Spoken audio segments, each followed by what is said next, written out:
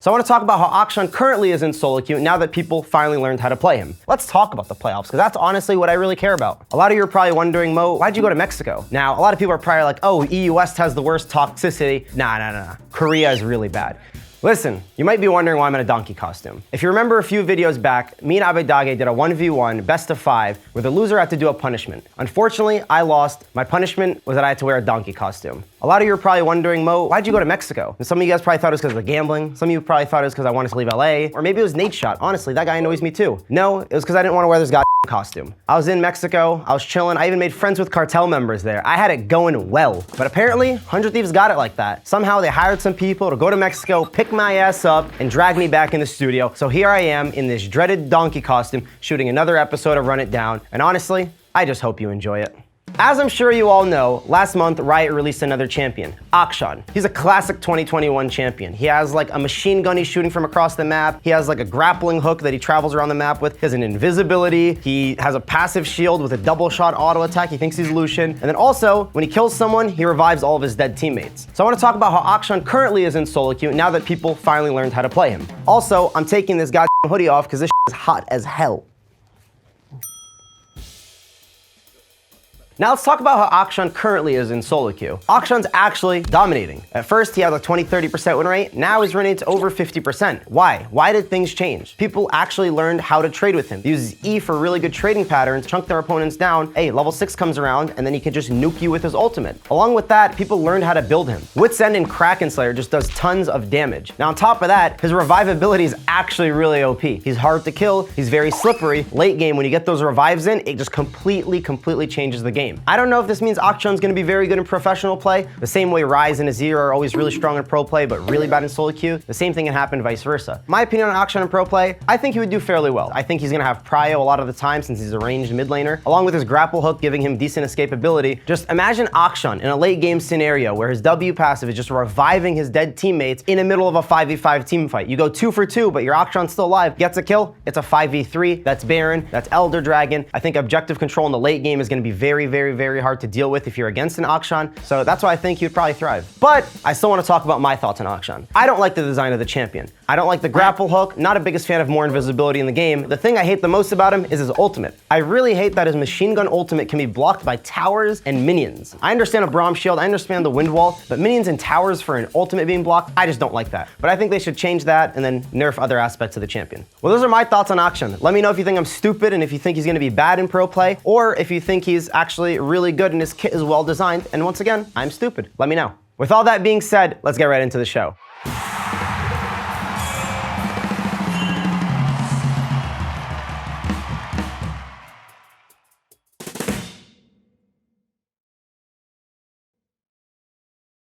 Welcome back to Getting Fed, delivered by Grubhub. The 2021 season has finally concluded. I know the champions, you know the champions, but before we get into all of that, I want to talk about my thoughts on the 2021 season as a whole. I do think that the LCS definitely stepped up in production value. I think the analyst desk has been great. I think Emily has been a fantastic addition to the LCS. I think her insight's very good. Raz was a great addition as well, you know, hosting certain segments. I think they did a great job. Honestly, it was a step up. I don't think we've matched the LEC, because I think we could definitely do more segments where teams are trash talking each other. You know, once there's talk, once there's people's opinions out there, people have to back up their words, people have to play. I think it just makes the series a lot more entertaining. I think we could definitely take notes from other regions, but regardless, I think the LCS team did a great job. And let's talk about the teams a little bit. Honestly, I didn't expect TSM to do as well as they did in the regular season. They ended first in the regular season. I really did not think that team was gonna be a top 4 team. Didn't make Worlds. Regardless, they did do well in the regular season. 100 Thieves performed absolutely amazingly, got second in the regular season, and let's talk about the playoffs, because that's honestly what I really care about. The first series we had to play was actually the closest and hardest series. It was versus Evil Geniuses. Now, I'm not gonna lie, that series had me at the edge of my seat. After game 4, where Danny had a miraculous play, and also, you know, Abedage kind of threw the game, you know, with the Ryze ultimate, but I kind of thought it was over. I thought game 5 momentum would be with EG, 100 Thieves would be tilted, but that wasn't true at all. 100 Thieves came out in full force, they came out swinging, Abedage knocked out Danny, hit him in the chin, they took the dub. After that, 100 Thieves had to face TL, and Team Liquid did end up winning 3-2. During the series, Team Liquid actually looked a lot better than 100 Thieves. Even one of the games where 100 Thieves won, it kind of was off the back of Team Liquid throwing and giving them a free win. After losing to Team Liquid, 100 Thieves had to face C9. That series was a lot easier than I thought it was. 100 Thieves looked very good, looked very confident, they played very well, and they just demolished C9. Now, that's when 100 Thieves had to play in the grand finals against Team Liquid again. We weren't expecting too much of a difference in the second series. We expected a 5-game series, but 100 Thieves came out swinging, man. Closer throughout the playoffs was just phenomenal. Whether he was on the Viego, whether he was on the Lee Sin, he was making plays happen. When he's on the Viego, he's just solo carrying games. When he's on the Lee Sin, he's solo killing tactical, and he's insecting half the team, getting 4-man kicks, doing his thing. He really performed well. He really deserved the finals MVP. And honestly, I was so ecstatic to see them win. Not only the players, but the coaching staff, the entire team. You know, Nate Shot's winning attitude. I saw him in the studio every day talking about Abidage. We need this guy to win. Abidage, he handled the pressure well. He performed. And I want to take a look at the reactions of not only the staff, the players, but the content creators of 100 Thieves, because we're all super happy. We're all super happy for the team, and we're all super proud of them. So let's bring it up on the screen. And it's 100 Thieves who here to start the dance.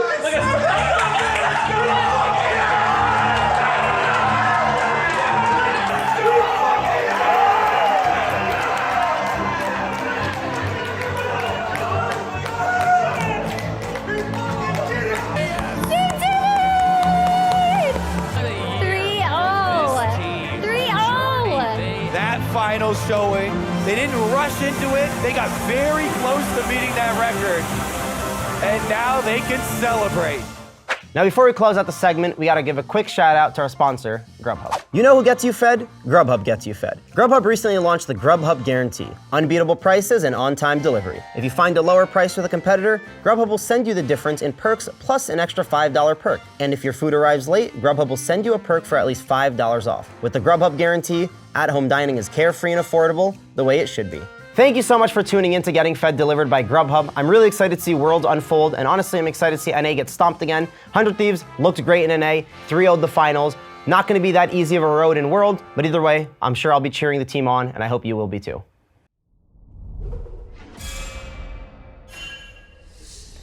While I was on the escape from 100 Thieves in the donkey costume and I was in Mexico, I was chilling with the cartel, and I actually played a significant amount of League of Legends on the Latin America North server. And now I think it finally marks 4 servers I've played a lot of League of Legends on, and I think it's about time I rate them all. Not only am I gonna rank them based on difficulty of the servers, but I wanna rank them also on toxicity. So let's get into it and let's talk about Latin America North first.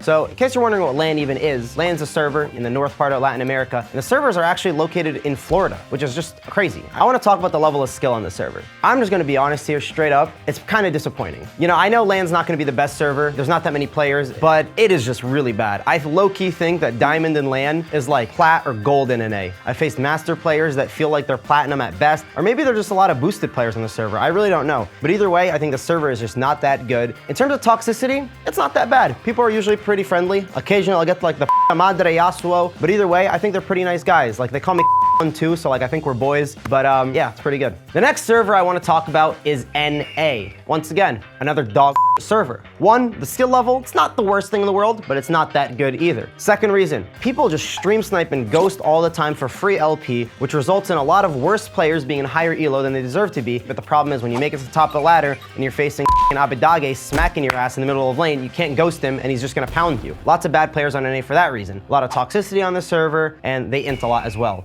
The next server I want to talk about is EU West. Now, I had a great time playing on EU West for a lot of reasons. One of the times that I went to EU West, I actually played against all the professional players there that were boot camping for World, and then I played on it when it wasn't at its highest skill level, just during a different boot camp I did. I think the server is actually pretty good. People there have really insane mechanics. I don't know if it's because of the ping, they all play on low ping, but either way, these guys are really talented. The ADCs there have really ridiculous mechanics. I do want to say, they do act a little hard, they do act a little toxic, but I think it's more of an act than anything else. Like they'll be like, oh, I'll kill your mother in her sleep. But like they're not doing that.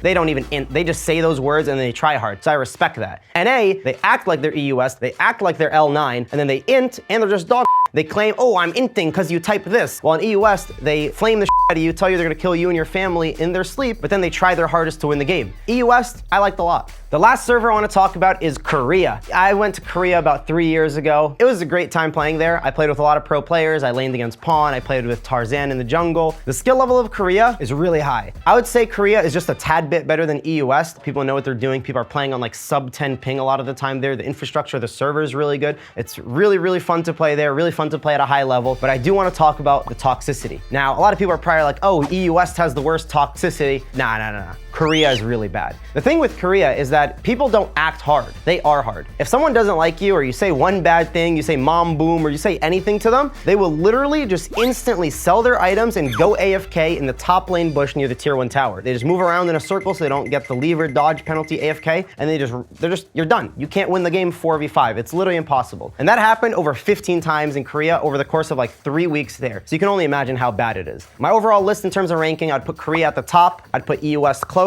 I'd put NA about right here, and then I'd put LAN about right here. In terms of toxicity, I'd put Korea about here, I'd put NA about here, I'd put EU about right here, and LAN I'd put like right here. As for LAN, I'm not done there yet. Once I'm done with this donkey costume and this episode of Run It Down, I'm flying my ass back to Mexico. I'm gonna get Challenger on the LAN server, and then we'll see where I go next. Maybe I'll go to the LPL Super server. Who knows?